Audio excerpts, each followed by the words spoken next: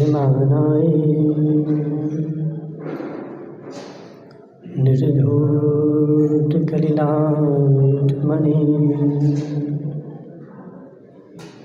शालोकानां यद्विद्यादर्पणायते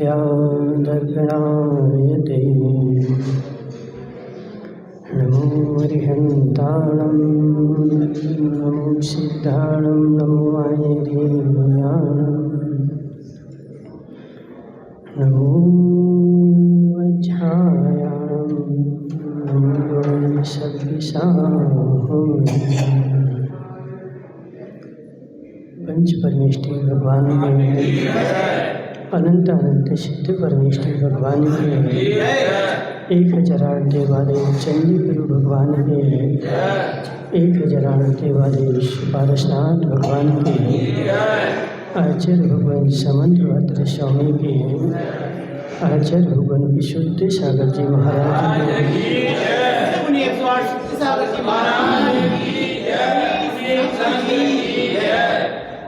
मनुष्य यहाँ पर चर्चा चल रही है देवशास्त्र गुरु के स्वरूप की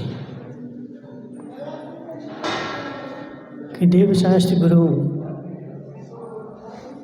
इनका वास्तविक स्वरूप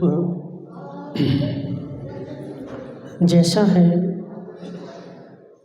वैसा ही यदि मैंने समझा है और वैसा समझ के वैसा ही मैंने श्रद्धान किया है तब तो मैं मोक्ष मार्गी हुआ। और किंचित मात्र भी उनके स्वरूप में मिस्टेक हो गई, किंचित मात्र भी उनके स्वरूप को हमने विपरीत जान करके और विपरीत श्रद्धा में ला करके मैं धर्म की ओर आगे बढ़ा जा रहा हूँ। लेकिन बात ऐसी होती है कि रात्रि के घोर अंधेरे में बेचारा नगर की गलियों में घूमने लगा और सोच रहा है कि मैं तो 200-500 किलोमीटर चला गया। लेकिन जैसे सुबह का उजाला हुआ बहादुर सिंह जी और वहीं वो गली में गोल गोल चक्कर लगा करके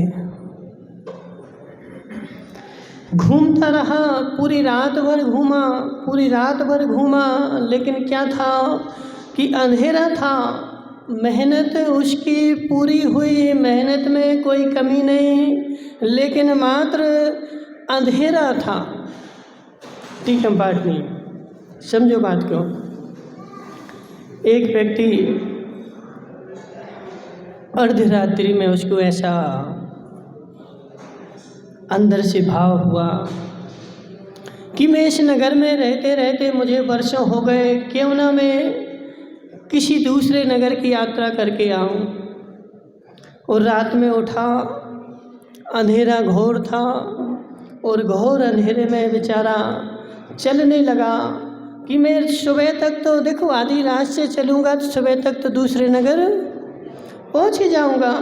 तो आधी रात में उसने चलना प्रारंभ कर दिया और पूरी रात निकल गई, चलता रहा। और जैसे ही सुबह का सूरज उगा तो जहाँ से चला था वहीं खड़ा था।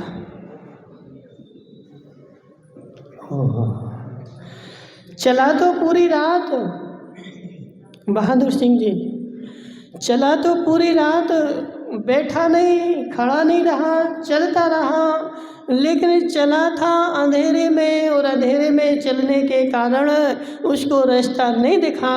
और वही गांव की गलियों में, नगर की गलियों में रात भर चक्कर लगाता रहा और क्या सोच रहा था कि मैं तो 200-400 किलोमीटर पहुंच गया होगा, लेकिन जहां से चला था वहीं खड़ा है।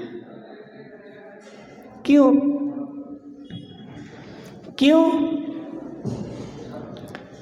टीका पाटनी ऐसा क्यों हुआ? महाराज अंधेरे में उसको रास्ता नहीं दिखा और रास्ता नहीं दिखने के कारण वो जहाँ से चला था वहीं पे खड़ा रहा। ऐसे है जीव, जैसी स्थिति उसकी हुई ऐसी स्थिति क्या मेरी तो नहीं है? ऐसी परिस्थिति मेरे साथ भी तो नहीं है। मैं पूरे जीवन भर धर्म करता रहा और धर्म करके इतना बड़ा हो गया, और ऐसा ना हो कि मैं अंधेरे में था और अंधेरे में चल रहा था, और लास्ट समय जब देखूंगा सुबह होगा, ज्ञान का प्रकाश उगेगा, और ज्ञान के प्रकाश में जब देखूंगा तो जहाँ से चला था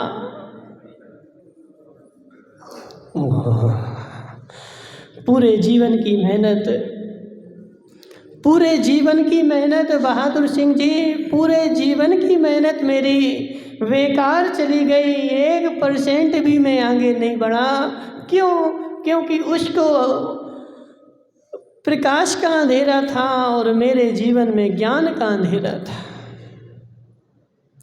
ज्ञान रूपी अंधकार पुष्पद भाई, संसार में देखो अंधेरे में तो फिर भी अमावस्या की काली रात हो तो फिर भी थोड़ा बहुत रास्ता दिख ही जाता है, लेकिन अज्ञान रूपी अंधेरे में किंचित मात्र भी रास्ता नहीं दिखता है। और अज्ञान का अंधेरा तुम्हारी अमावस्या की रात्रि से भी गहन अंधेरा है। ठीक है, पार्टी नहीं आ रहा समझ में? आ गया? हे जीवो, यदि तुझे कल्याण करना है, मोक्ष मार्ग पर बढ़ना है, तो सबसे पहले टॉर्च ले ले, ज्ञान का प्रकाश कर ले। ज्ञान की टॉर्च लेकर के पहले रास्ता देख, और उस रास्ता को देख करके भली भांति जान करके और उसके ऊपर तू यदि आगे बढ़ेगा तो तू सही रास्ते पर जाएगा और तुझे मंजिल मिलेगी। और अज्ञान में चल दिया पुष्पद भाई, अज्ञान में चल दिया, अंधेरे में चल दिया तो तेरी मंजिल तुझे मिलने वाली नहीं है। इसलिए हे जीव, सबसे पहले देव शास्त्र गुरु के स्वरूप को पहचान, देव शास्त्र गुरु के लक्षण को पहचान, और उनके लक्षण को पहचानने के बाद यदि तू अपना निर्णय करेगा तब तो तेरा निर्णय पक्का होगा, सम्यक होगा। और पहचाने बिना मात्र, एक बुनिलखंड में बोलते हैं, देखा सीखी सीखे योग, छीनी काया बाड़े रोग। नहीं आया समझ में? ओहो, तुम्हें नहीं आएगा। देखा सीखी सीखे योग, छीनी काया बाड़े रोग। अब जी बैठा ना जी, क्या नाम है इसका, सुरेंद्र भाई, वो बेचारा देखो कोई योग कर रहा था, अच्छा मोटा आदमी था 100 किलो का, अब वो योग कर रहा था, क्यों? थोड़े से पतले हो जाए ना, तो पतले होने के लिए योग कर रहा था। और इसने सुरेंद्र भाई ने देख लिया कि यदि योगा तो ऐसा किया जाता है और योगा करूँगा तो स्वस्थ रहूँगा, तो उसका योगा देख करके सुरेंद्र भाई भी योगा करने बैठ गया। सो देखा सीखी सीखे योग, और वह योग सीख करके करने बैठ गया। उसका वजन 100 किलो था, उसको वजन कम करना था। अब बेचारा टीकम पार्टी तो 30 किलो का है। अब टीकम पार्टी का वजन कम हो जाए तो क्या होगा बताओ? टीकम पार्टी, अब तुम्हारा पहले से ही वजन कम है और तुमने दूसरे को देख करके योग सीख लिया वजन कम करने वाला, और वह वजन कम करने का योग करने बैठ गए तो उसका तो वजन ज़्यादा था और तुम्हारा वजन और कम हो गया। सो छीनी काया और बाड़े रोग, शरीर बेचारा बिल्कुल नाश हो गया और रोगों की उत्पत्ति हो गई। इसलिए हे जीव, विवेक चाहिए है कि वह योग क्यों कर रहा है, उसको शरीर पतला करना है। तुम्हें बहादुर सिंह जी, जिसको शरीर पतला करना है वह योग करेगा, और वही योग जिसको मोटा करना है वो भी वही करेगा।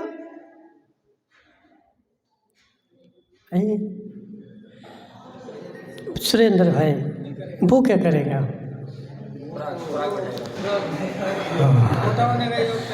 प्रत्येक वस्तु की अलग अलग व्यवस्था होती है और जिस वस्तु की जैसी व्यवस्था है उस व्यवस्था के अनुसार तू काम करेगा तब तो तेरी सम्यक बुद्धि होगी। और उससे विपरीत काम करने बैठ गया तो शरीर भी जाएगा और रोगी भी होगा और काम भी नहीं बनेगा। ऐसे है जीव, सुनो जरा, देव शास्त्र गुरु ही संसार में पूजनीय है। देव शास्त्र गुरु के अलावा बहादुर सिंह तीन लोक में कोई भी किंचित मात्र भी पूजनीय नहीं है। अब तू यह देवी देवता कहाँ से लाया?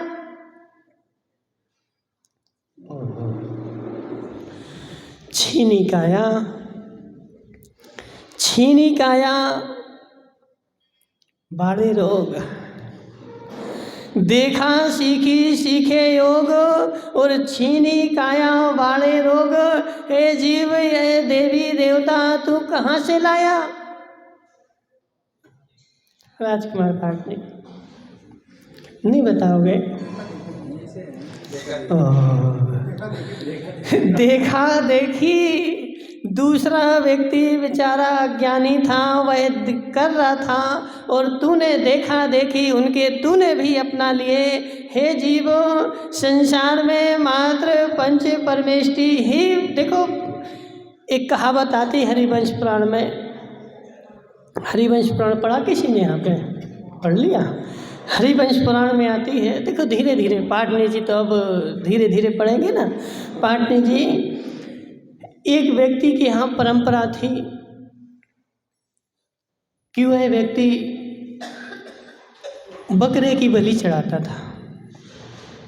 बात तो सुनो, बकरे की बलि चढ़ाता था और बकरे की बलि चढ़ा करके बकरा स्वयं खा जाता था और बकरा स्वयं खा करके और क्या बोलता था कि बकरे की बलि चढ़ाना धर्म है। भगवान को बकरे की बलि चढ़ा दी और उस बकरे की बलि चढ़ाने को उसने धर्म बोल दिया और धर्म बोलने के साथ वह बकरा उसने खा लिया और बकरा खा करके उसके यहाँ ऐसी एक परंपरा चल गई।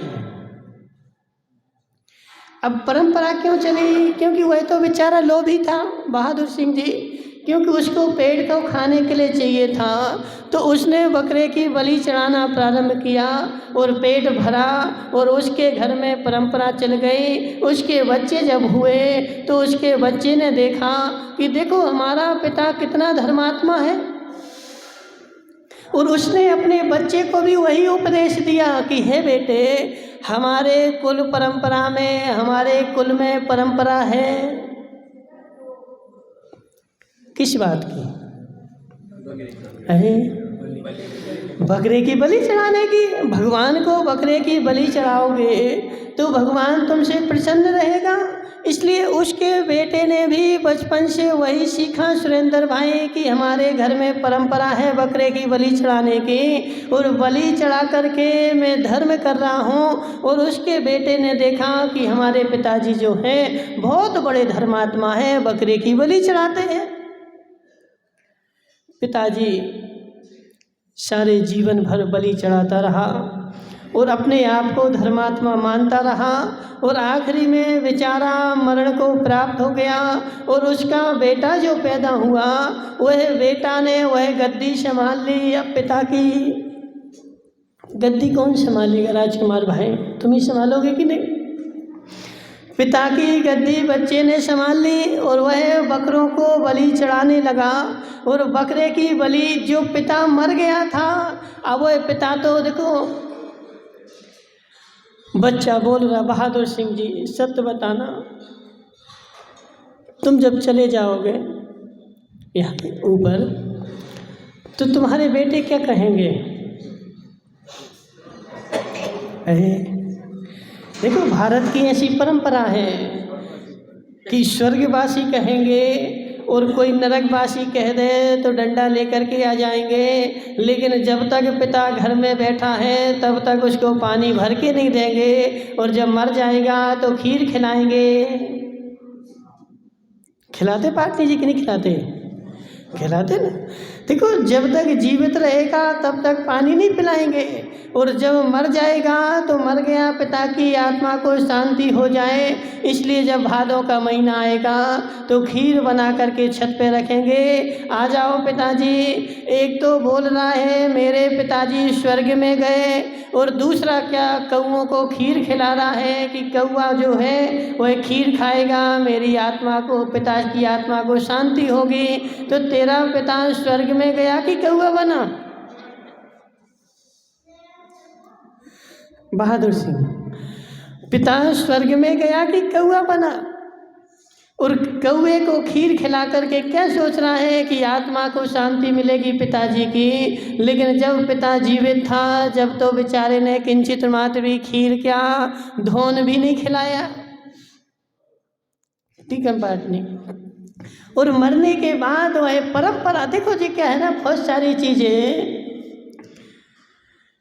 एक जो लोग व्यवहार में,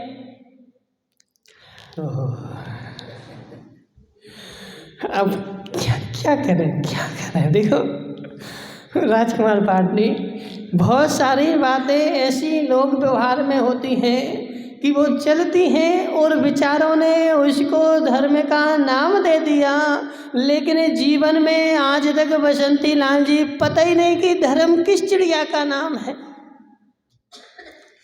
बेचारे को आज तक ऐसा पता नहीं कि धर्म किस चिड़िया का नाम है। अभी यहाँ पे तुम जीवन रख दो, सारी महिलाएं अच्छी बढ़िया सज धज की आएंगी और जिम जाएंगी। और कहाँ गए थे? बोले मंदिर गए थे धर्म करने के लिए। बेचारों को देखो पता ही नहीं कि धर्म किस चिड़िया का नाम है। और ऐसे जिसको पता नहीं है कि धर्म किस चिड़िया का नाम है, वह व्यक्ति ही परंपरा चलाता है, वह व्यक्ति ही परंपरा का जनक है। उस व्यक्ति ने जीवन भर बकरे की बलि चढ़ाई और अपने बेटे से बोल गया कि हे बेटे, तुम भी इस बकरे की बलि चढ़ाना, यह हमारे कुल की परंपरा है। और पिता मर गया, और पिता मर करके बकरा बना।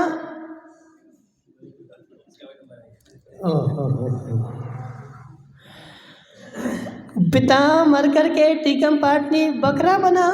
और जो पिता बकरा बना, वह पिता बाजार में बिकने के लिए आया, और उसी का बेटा उस बकरे को खरीद करके लाया, और उस बकरे की उसी घर में आकर के बलि चढ़ाई गई। एक बार पिता की बकरे के रूप में बलि चढ़ गई, दूसरे बार बलि चढ़ गई, तीसरे बार फिर बकरा बना, फिर बलि चढ़ी उसी घर में, चौथी बार फिर बकरा बना, फिर बलि चढ़ी। ऐसे करके 8 बार पिता बकरा बना, और 8वां बार उसके बेटे ने उसके पिता की बलि चढ़ाई।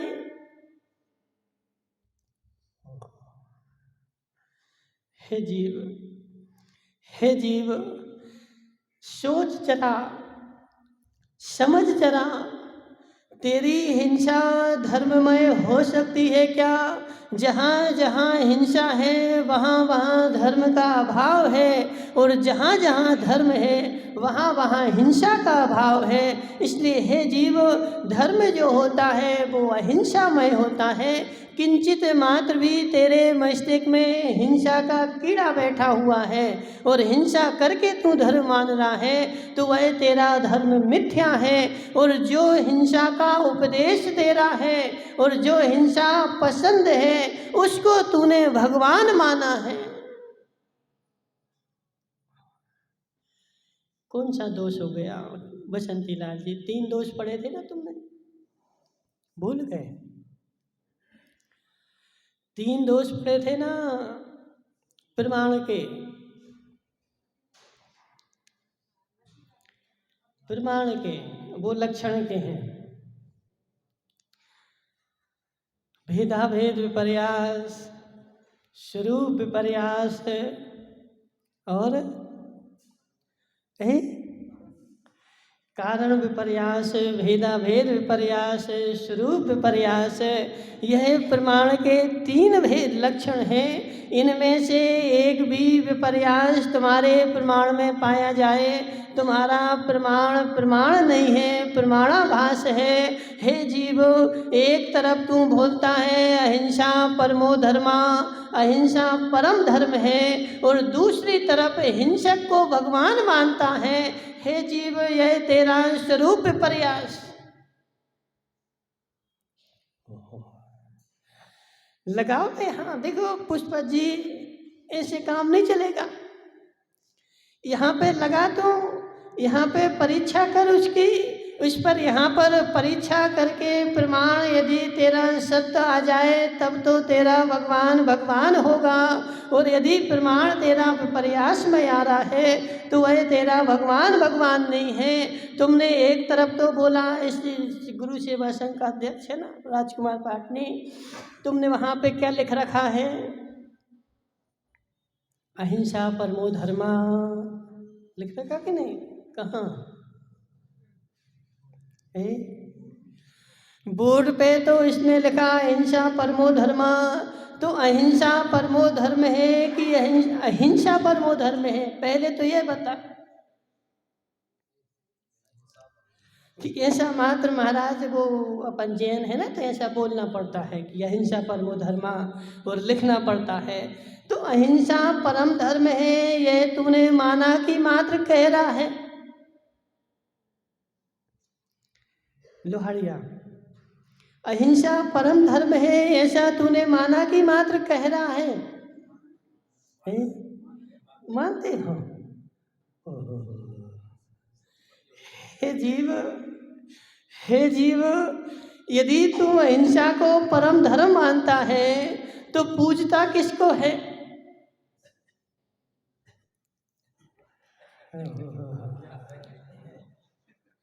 अहिंसा परम धर्म है, और जिसने अहिंसा परम धर्म तुम्हें बताया है वो अहिंसक होना चाहिए कि हिंसक होना चाहिए? उसके पास यदि किंचित मात्र भी, देखो सर्वज्ञ वीतरागी हितोपदेशी जो होगा वह भगवान होगा, और जो सर्वज्ञ वीतरागी हितोपदेशी होगा वो पूर्ण अहिंसक होगा।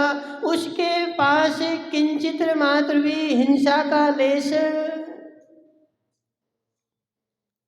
यदि उसके पास किंचित मात्र भी हिंसा का लेश है बहादुर सिंह जी, तो अभी वह भगवान की कोटि में नहीं आएगा।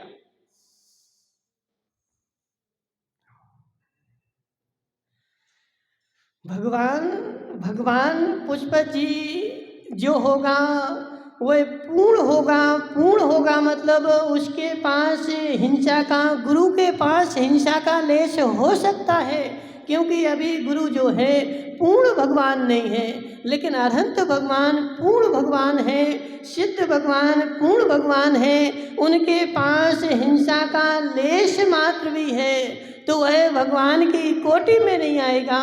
और जिसको तूने भगवान माना है, अब उसमें देख हिंसा का लेश है कि नहीं?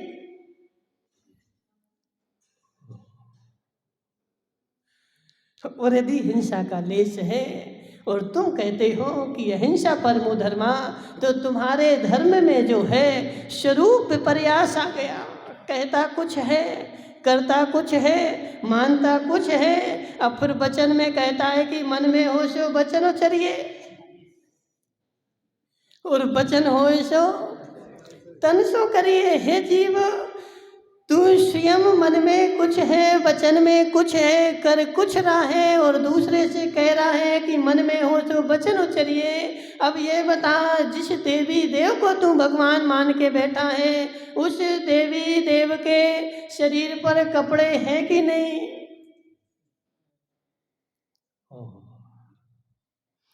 और जिसके पास कपड़े हैं वो अहिंसक हो सकता क्या?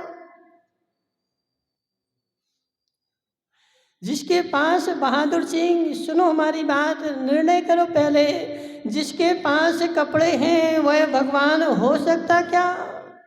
और तूने उसको भगवान मान करके उसकी तुम पूजन कर रहा है, यह परंपरा आई कहाँ से? पहले यह तो बता। जैसे उस बेटे के घर में परंपरा आई कि मेरे घर में परंपरा है बकरे की बलि चढ़ाने की, बकरे की बलि चढ़ाएगा, तेरा धर्म होगा। वह पिता मर करके 8 बार बकरा बना और उसी घर में कटने के लिए आया और उसके बेटे ने ही उस बकरे की बलि चढ़ाई। और जब 9वीं बार बकरा बना और वह बेटा कान पकड़ के उसी बकरे को उसी घर में ले जा रहा था, तो बीच में अवधि ज्ञानी मुनिराज मिल गए और अवधि ज्ञानी मुनिराज ने उस बकरे को संबोधन दिया कि हे जीव, अब मत रो। देखो, रोना तो सबको आता है, वह बकरा भी अंदर से रो रहा था और अवधि ज्ञानी मुनिराज ने उसको जान लिया कि यह अंदर से रो रहा है, तो बकरे को संबोधन दिया कि हे बकरे,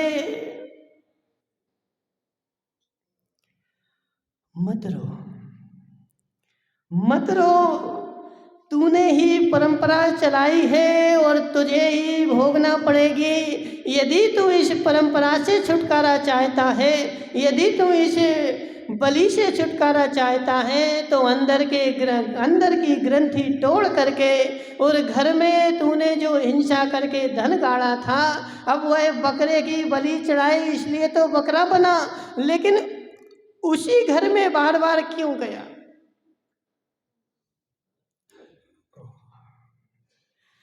टीका पाठ नहीं, उसी घर में बार बार क्यों गया है?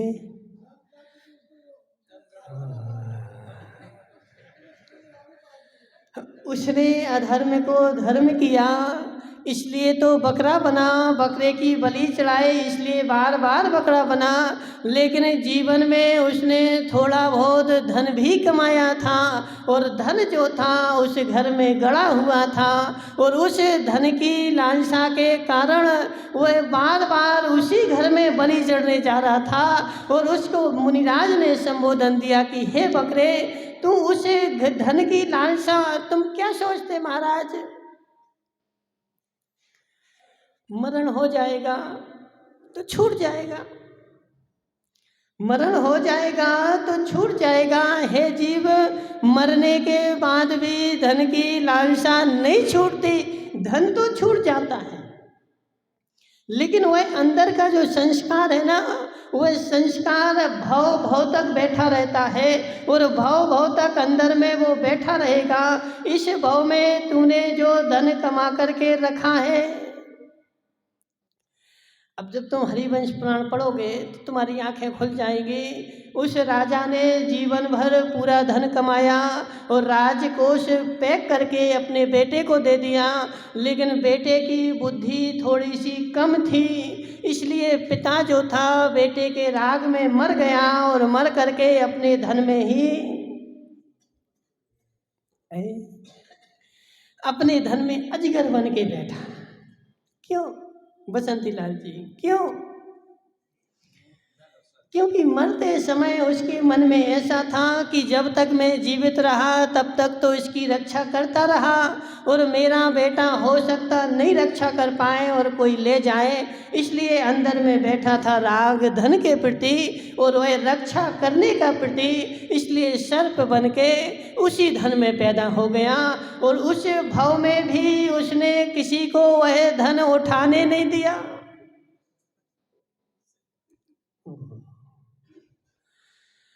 उस अगले भाव में भी बहादुर सिंह जी, सुनो हमारी बात, अगले भाव में भी उसने किंचित मात्र भी किसी को धन उठाने नहीं दिया।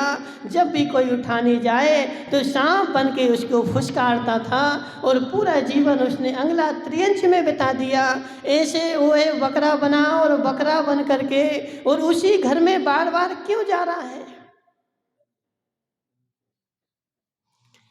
वह धन जो गाड़ के आया था, उस धन के प्रति लालसा बनी हुई थी और उन मुनिराज ने उसके बेटे को भी संबोधन दिया कि हे बेटे,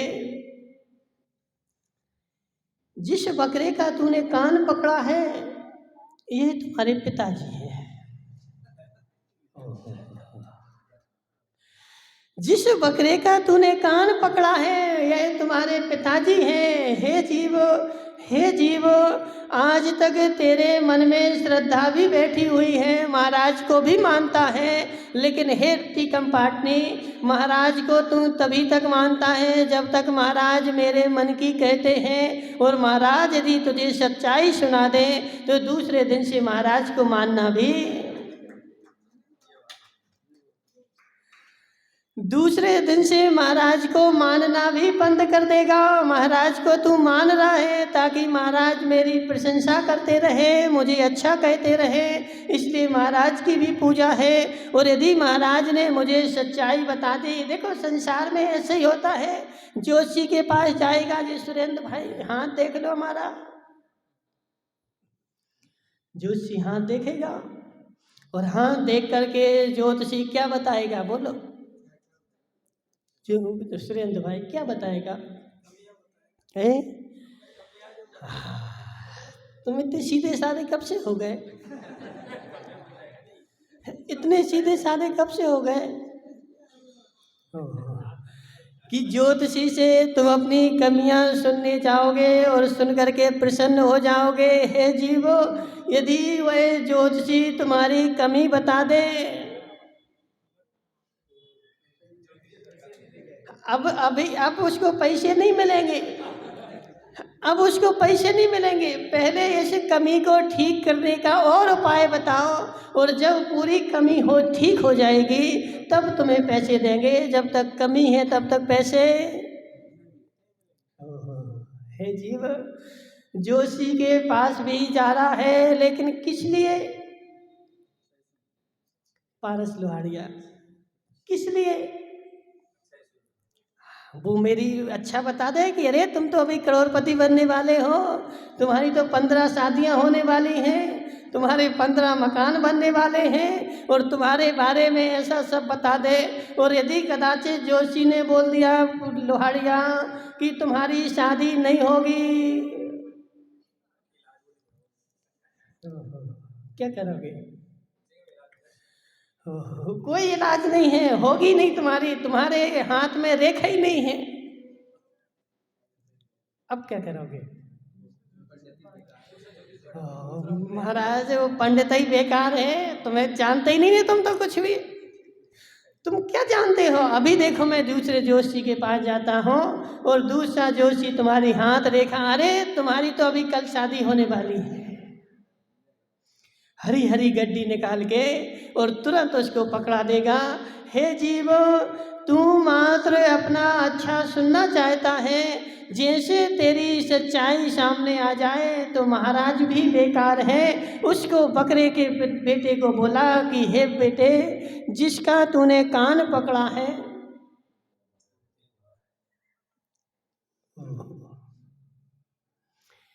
यह तुम्हारे पिताजी हैं। मेरे पिताजी हो ही नहीं सकते। मेरे पिताजी जो थे वो तो बहुत बड़े धर्मात्मा थे, जीवन भर उन्होंने धर्म किया और वह तो स्वर्ग में गए, वह मेरे पिताजी बकरा बन ही नहीं सकते, हो ही नहीं सकता। महाराज, तुम महाराज ही झूठे हो, और इसका क्या प्रमाण पत्र है कि मेरे पिताजी ये बकरा बने? प्रमाण पत्र चाहिए ना, अभी देते हैं। महाराज ने बकरे को संबोधन दिया कि हे जीव, तूने उस माया की जो गृद्धता रखी, उस गृद्धता के पीछे तू बकरे की योनि से छूट नहीं पा रहा है और बार बार उसी घर में जा रहा है। इसलिए सुन बेटे, यह बकरा जो है आज तुझे धन बताएगा। तेरे पिताजी के पास धन था कि नहीं? हाँ, पिताजी के पास तो धन था, वह तुझे मिला।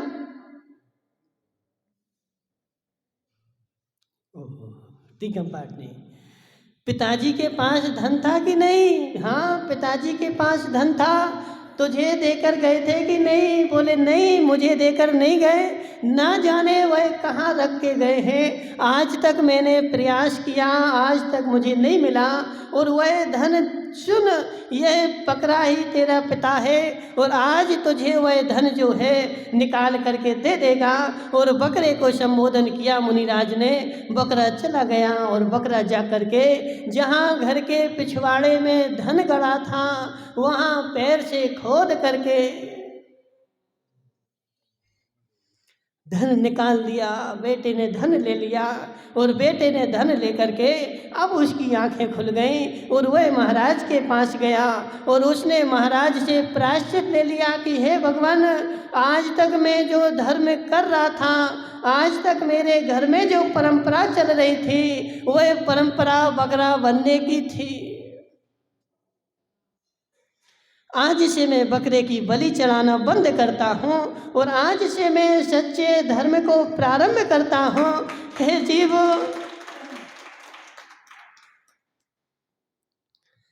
संसार में पुष्पत भाई, संसार में पुष्पढाल जी क्या सोच रहे? बेचारा देखो सोचता है। सोचो सोचो बहुत सोचो, कहीं ऐसा ना हो कि मुझे भी बकरा बनना पड़े, कहीं ऐसा ना हो कि मेरी भी भव भव में बलि चढ़े। इसलिए हे जीव, इस भाव में रह करके देव शास्त्र गुरु का सच्चा स्वरूप समझ करके और देव शास्त्र गुरु के सच्चे स्वरूप पर विश्वास कर ले और इन देवी देवताओं को पूछता रहेगा। हे जीव, ये देवी देवता होते कौन हैं? लोहारिया जी, जो देवी देवता होते हैं यह स्वयं भगवान के पुजारी हैं और यह स्वयं भगवान के पुजारी होने के साथ वह देवगति के हैं और देवगति के होने के साथ उनके पास अणिमा, महिमा, लघिमा, रघिमा आदि 8 रिद्धियाँ हैं और 8 रिद्धि के प्रभाव से वो चमत्कार कर देते हैं और उस चमत्कार के प्रभाव से तू प्रभावित हो जाता है।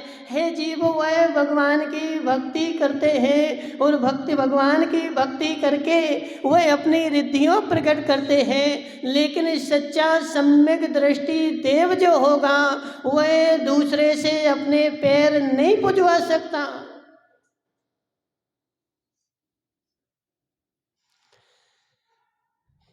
बसंती लाल जी, सच्चा देव, देवगति का देव, व्यंतर हो, भवनवासी हो, ज्योतिषी हो, कोई भी हो, यदि वह देव स्वयं सम्यक दृष्टि है तो वह दूसरे से अपनी पूजा नहीं करवा सकता और दूसरे से पूजा करवा रहा है तो वह देव ही मिथ्या दृष्टि है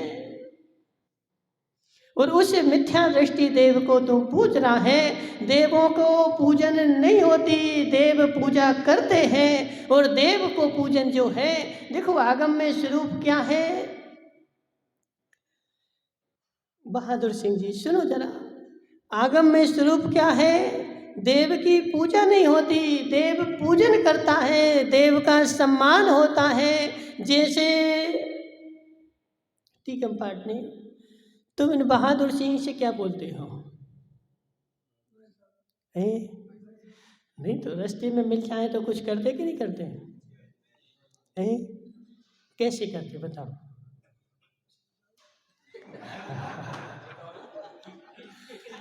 तुम छोटे हो ना, तुम तो छोटे हो ना। हमारा साधर्मी देखो पारस लोहाड़िया, यदि हम मंदिर आते हैं, साधर्मी हमें रास्ते में मिल जाए तो हम क्या करते उससे? जय जिनेन्द्र करते ना, हाथ जोड़ करके उससे जय जिनेन्द्र कर लेते कि जय जिनेन्द्र, जिनेन्द्र भगवान की जय हो। ऐसे वह देव भी हमारा साधर्मी है, वह भगवान की पूजन करने आया है और भगवान की पूजा कर रहा है और उससे जय जिनेन्द्र होती है। और उसके बाद भी और क्या होता है कि यदि कोई सुरेंद्र भाई तुम्हारा कोई मित्र है और तुम्हारा मित्र यदि भगवान के सामने खड़ा है, उसके पास चावल नहीं है, क्या करोगे? चावल दोगे कि नहीं? उसको तुमने चावल दे दिए कि तुम भी चढ़ाओ, ऐसे देव जो हैं वह देव को चावल चढ़ाए नहीं जाते, उसको चढ़ाने के लिए दिए जाते हैं। वस्तु स्वरूप आगम में क्या है कि वह देव मेरा साधर्मी है और उसको मैं पूजन करने के लिए द्रव्य दे देता हूँ कि हे देव तुम भी भगवान की पूजा कर और मैं भी भगवान की पूजा कर रहा हूँ। उसको चावल चढ़ाए नहीं जाते, उसको चावल दिए जाते हैं। और आज के अज्ञानी जीव देखा सीखे योग दूसरा चावल दे रहा था और तूने क्या सोचा कि वो चढ़ा रहा है, तो तूने वहाँ पे जाके स्वाहा करना प्रारंभ कर दिया और भगवान को एक साइड करके उन्हीं देवों को तू पूजने लगा कि यह देव पूजनीय है। हे जीव, उसको पूजा नहीं हो रही थी, उसको पूजने के लिए चावल दिए जा रहे थे। बहादुर सिंह जी, नहीं आ रहा समझ में। अब देखो, कोई संसार में बात का वतंगड़ बनाने वाले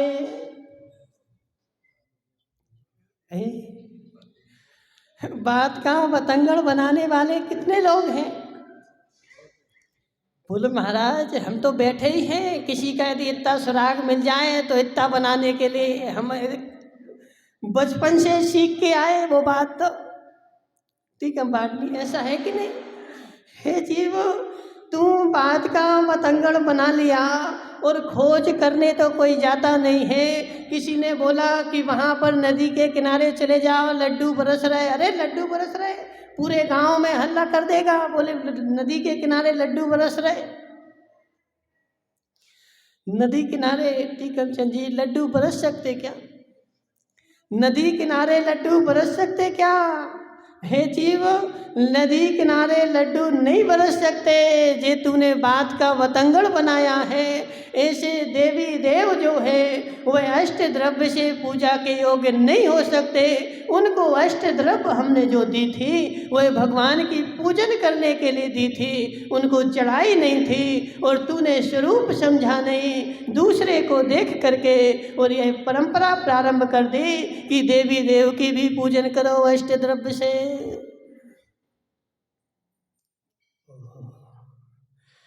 हे जीव समझ जा। हे राजकुमार पाटनी, हे राजकुमार पाटनी, देवी देव को मानने के लिए मैं मना नहीं कर रहा हूँ, लेकिन उनको नमस्कार करके अर्घ्य मत दे, उनकी अष्ट द्रव्य से पूजन मत कर। उनको मान, अपना साधर्मी मान। यह मेरे साधर्मी है, मैं मनुष्य गति का हूँ, यह देव गति के हैं, यह भी संसारी हैं और मैं भी संसारी हूँ। इनको भी संसार से पार होना है और मुझे भी संसार से पार होना है। और संसार से पार होने का मात्र एक ही उपाय है और वह है सम्यक दर्शन ज्ञान चारित्राणी मोक्ष मार्गा। और वह सम्यक दर्शन जो होगा जब तक सच्चे देव शास्त्र गुरु को नहीं जानेगा। इसलिए सच्चे देव जो है वह मात्र अरहंत भगवान है। इसलिए मैं भी भक्ति करूं और तुम भी भक्ति करो। बहादुर सिंह जी, देव को देखो गालियां भी नहीं देने, गालियां देने वाला भी घोर मिथ्या दृष्टि, गालियां देने वाला भी घोर मिथ्या दृष्टि और उनकी अष्ट द्रव्य से पूजन करने वाला भी घोर मिथ्या दृष्टि। ना उनको गालियां देना है, ना उनको अष्ट द्रव्य से पूजन करना है। वह मेरा साधर्मी है, मात्र साधर्मी की तरह उससे व्यवहार करना है। जय जिनेंद्र करो।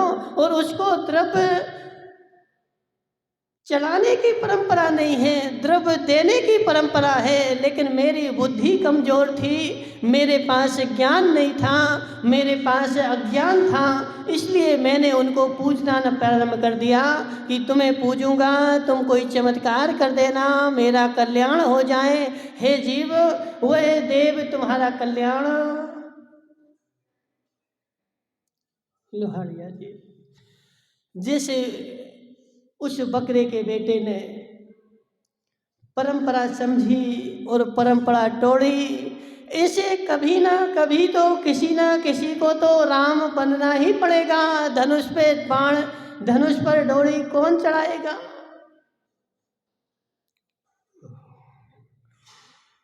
राजकुमार भाई, एक एक ना एक दिन कब तक तू अज्ञानता में घूमता रहेगा? कब तक तू अज्ञानता में इनको देव मानता रहेगा? और कब तक तू अज्ञानता में लिप्त रहेगा? एक ना एक दिन तो ज्ञान का प्रयास करना ही पड़ेगा। एक ना एक दिन सच्चाई की खोज करनी ही पड़ेगी मनोज भाई। ये किसी ना किसी को आगे आकर के और उस सत्य को प्राप्त करके और देखना पड़ेगा कि सत्य क्या है, मेरी जो परंपरा चली आई वह सत्य है कि नहीं। और जिसको मैंने आज तक भगवान माना है वह भगवान है कि नहीं। और ऐसी अज्ञानता में यदि तू चलता जाएगा तो मात्र वैसा ही है कि अर्धे रात्रि को किसी बेचारे को ऐसी मानसिकता हुई कि मैं जाता हूँ दूसरे गांव, और रात के अंधेरे में बेचारा घूमता रहा और सुबह जब उजाला हुआ तो जहाँ से चला था वहीं खड़ा था। ऐसे राजकुमार पाटनी को मन में हो गया कि मैं 40 साल का हो गया, अब तो मैं धर्म करूं। और बेचारा अज्ञानता में धर्म करके न धर्म समझा न देवशास्त्र गुरु को समझा और धर्म की रांग पर आगे बढ़ गया। जहाँ जो देव मिला उसको पूज लिया और सोच रहा है कि मैं धर्म कर रहा हूँ। और आखिरी समय देखेगा तो जहाँ से चला था। मनोज भाई, ऐसा मेरे साथ ना हो जाए, ऐसी घटना मेरे साथ ना घट जाए कि जहाँ से मैं चला था और वहीं बैठा रह जाऊं। इसलिए हे जीव, अभी समय है, अभी वक्त है, अभी मेरी बुद्धि काम कर रही है और अभी मुझे संयोग भी मिला है। आज निर्णय कर ले भगवान कौन होता है, किसकी अष्ट द्रव्य से पूजन होती है और किसको जय जिनेंद्र करना पड़ता है। जिसकी अष्ट द्रव्य से पूजा होती है वह तीर्थंकर भगवान, अरहंत भगवान, और जो तीर्थ उनकी पूजन करता है वह उनका भक्त होता है। तूने भक्त को ही भगवान मान लिया। और टीकम पाटनी बोल रहा, महाराज हमारी तो परंपरा है।